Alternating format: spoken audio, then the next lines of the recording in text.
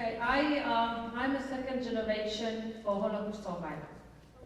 When the Holocaust, when the Shoah happened, my father said, where was God when he killed my entire family and he became an orphan at a very young age? How can he, or I, how can we start believing?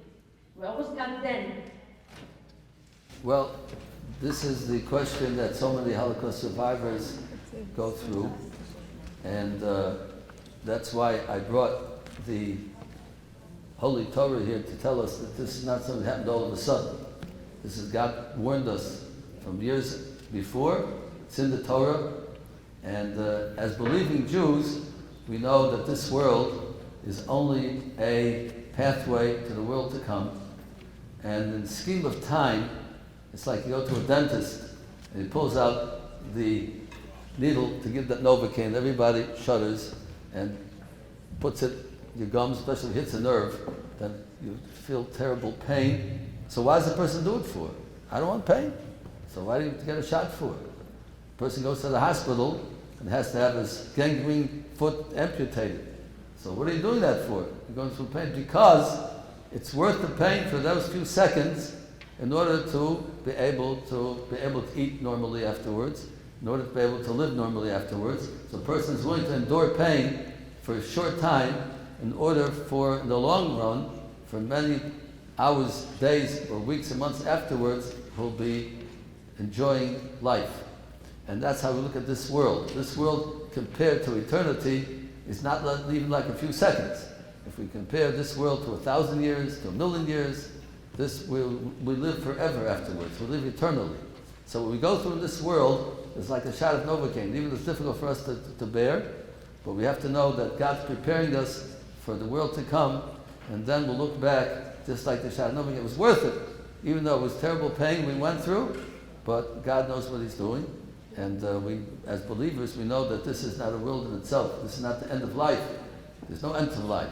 Our neshama, our soul will live forever, and that what pain we went through will be forgotten. And even though when we're going through it, it's difficult to bear, but still we have to have emunah and belief in Hashem. King David says in Psalms, what God will bring the redemption, He'll bring the world to come, we'll look back, it'll be like a bad dream. It happened before, but bad dreams we get over. But it's something very difficult to live through, but we have the right emunah, that this world is only a stepping stone to the world to come, then we're able to, like many people went through the Holocaust, and they are very strong Jewish people, because they believe that God knows what He's doing, and ultimately we will appreciate what happens.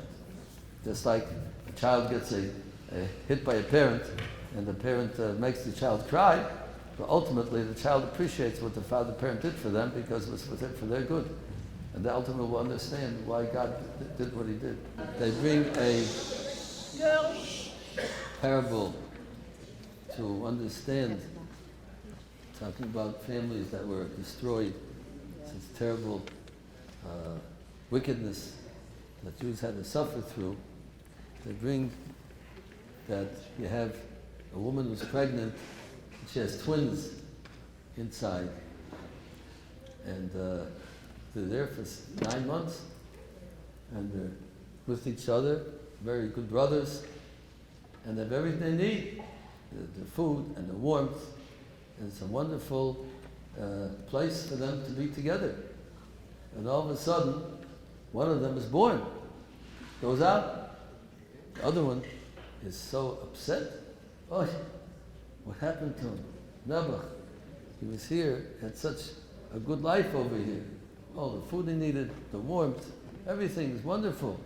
And all of a sudden, it's gone. So that one that stayed inside is so upset what happened to his brother. And realistically speaking, what happened? He's born in the world.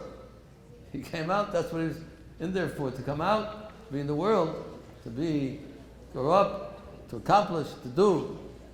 The one inside doesn't know anything about that. He just knows what his world is inside, not realizing what really life is all about.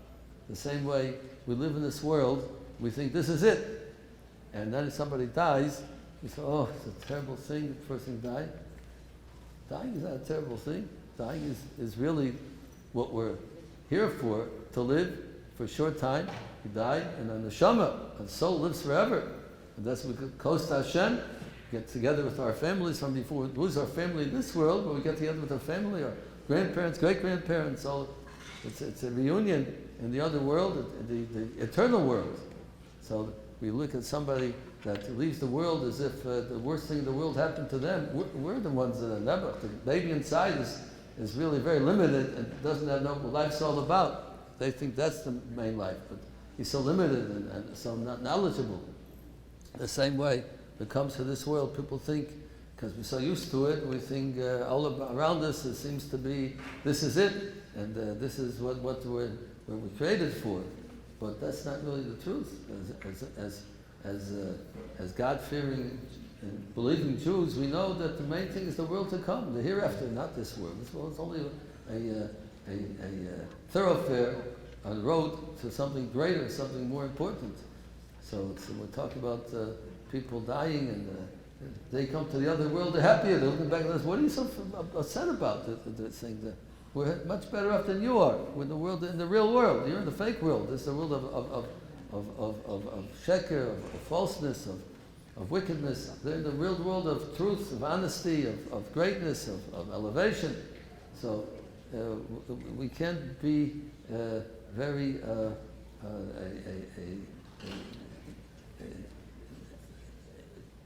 too involved in our life in this world, that we shouldn't realize that this is not what it's all about. This is not the tach, this is not the purpose.